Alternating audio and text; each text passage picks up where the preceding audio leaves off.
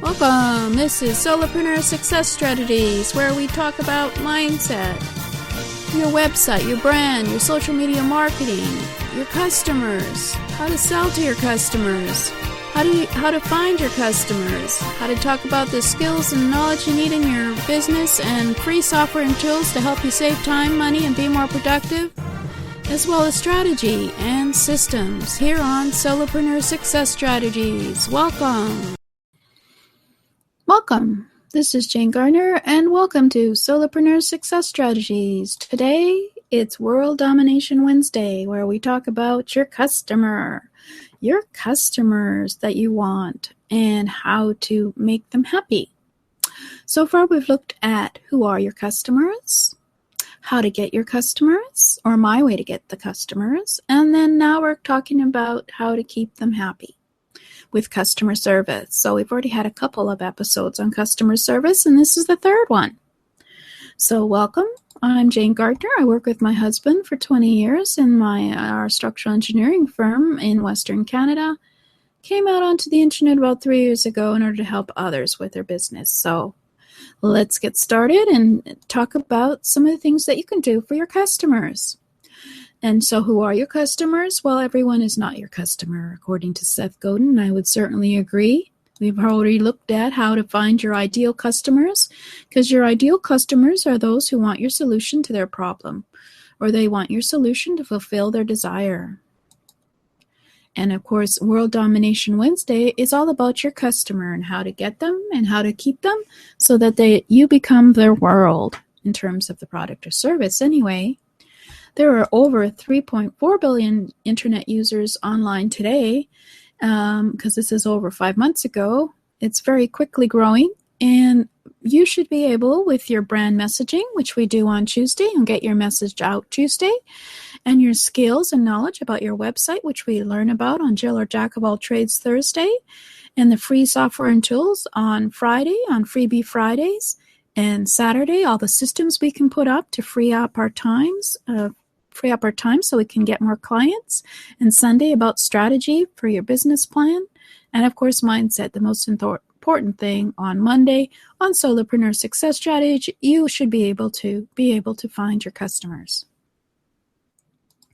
So we looked at who is your customer, and you might know who they are, and you know what you want to give them, and then you have to find out where to find them, and then have to know when and how they like to buy.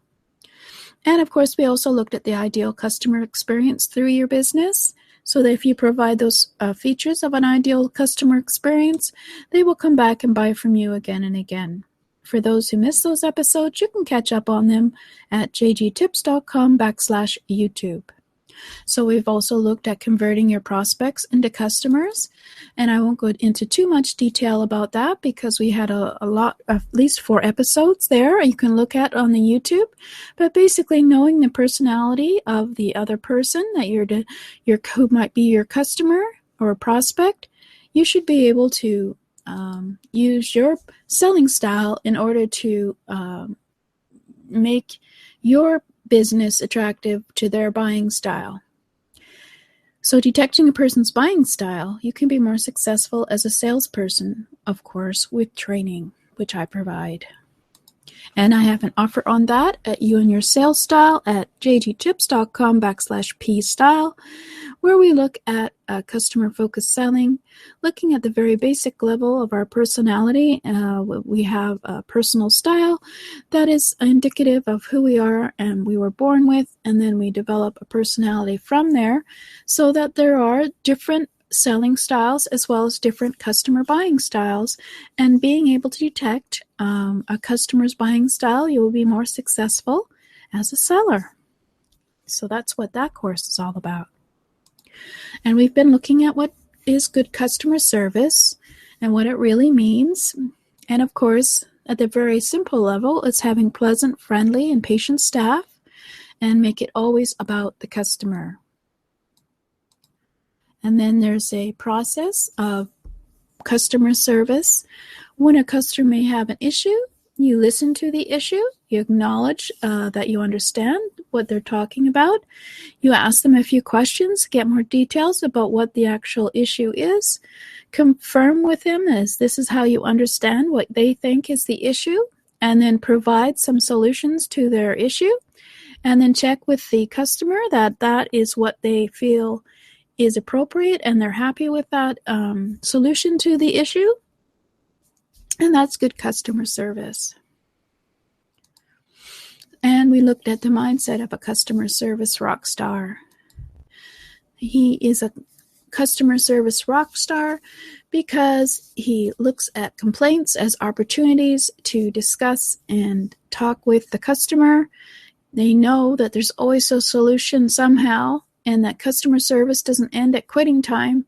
And you have to stay with your customers until they're satisfied and show them how to do things themselves if they're having issues. So make sure you have plenty of tutorials and trainings on your website if that's what your business is.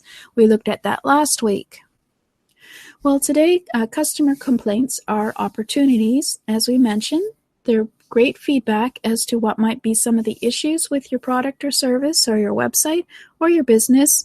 And disgruntled customers can often turn into your biggest fans after good service. And I think I might have not deleted my slides from last week. So there's always a solution, and to solve a problem, make it your own and find other ways to satisfy impossible problems. So let's go on to this week. So one of the things that a lot of websites I certainly have noticed with businesses that have missed out on is making sure they have a frequently asked questions or knowledge database on their website. This helps to streamline your customer service if you have a frequently asked question area. So with your business, either do it on your own or with your rest of your employees. Brainstorm and start with all the questions that people may have previously asked and put those all down. And then ask each employee to write down each question as it arrives into the question area. And certainly you can do that yourself if you're handling your own frequently asked questions or customer service. Or you can ask your outsourcer company that is doing it in order to write down all the questions that they get, and then figure out what policies you can create if you have forgotten to do them from the questions that are given in your customer service phone line. So, for example, what is your policy when it comes to something in error? Are you willing to give a refund after 30 days, 60 days, 100 days, all time? You have to turn your policy statements into questions and make sure that you have the answers to those questions. So look at your competitors. You might find that they have frequently asked questions that you can certainly use yourself. So there's usually very standard questions about the guarantee or the policy about returns, etc. So why start at the beginning if you know what some of the ideas are for frequently asked questions? So brainstorm a list of questions and then get ideas for questions from your competitors' website or business and list it all out and see what you can do. And then go through and answer each of the questions and edit them. Make them into a list of questions with answers, and then organize your frequently asked questions into subtopics. Maybe get another business to create the knowledge database for you if that's taking up too much of your time. And then also put a form somewhere on your website or on the frequently asked questions area and ask for feedback on the frequently asked questions. Ask them, was it helpful for them to come to this information and see the frequently asked questions, or were you missing some of the questions that they needed answered? And certainly having a form that they could fill out, maybe quickly say, oh, this was a question that I had, and then you get someone to answer that question quicker. This would be a good way to have good customer service.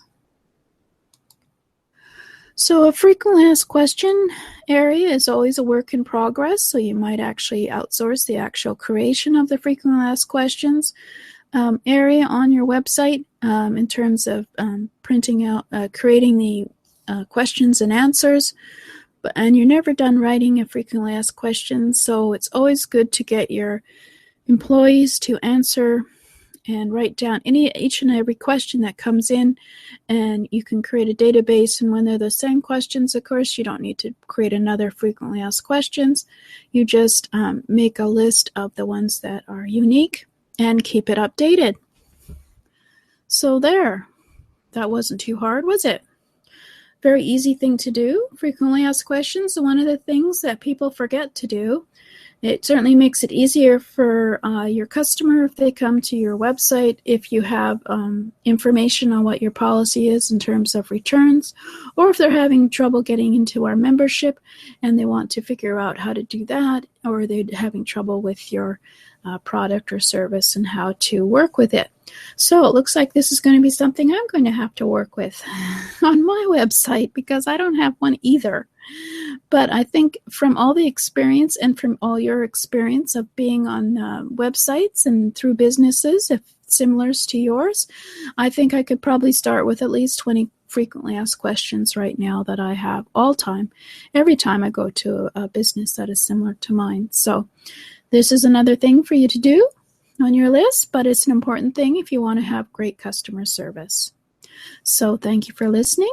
Please subscribe or comment on my YouTube channel at jgtips.com/YouTube if you have any questions or would like to have a topic covered that we haven't so far in customer service. So thank you for listening. Thank you for listening. This has been Jane Gardner at Solopreneur Success Strategies. Please go and subscribe at jgtips.com/programs, and also to find out about other programs as well over at jgtips.com/programs. And over there we have a free mindset magazine for you to check out at jgtips.com/mindset offer. So welcome. Thanks for listening, and I hope to see you again here tomorrow, as this is a 7-day-a-week show on mindset, your customer, getting your message out on social media and on your website, talking about strategies, talking about business systems, talking about all kinds of things, including the skills that you need as a solopreneur. So please come back and subscribe at jgtips.com/programs. Thank you.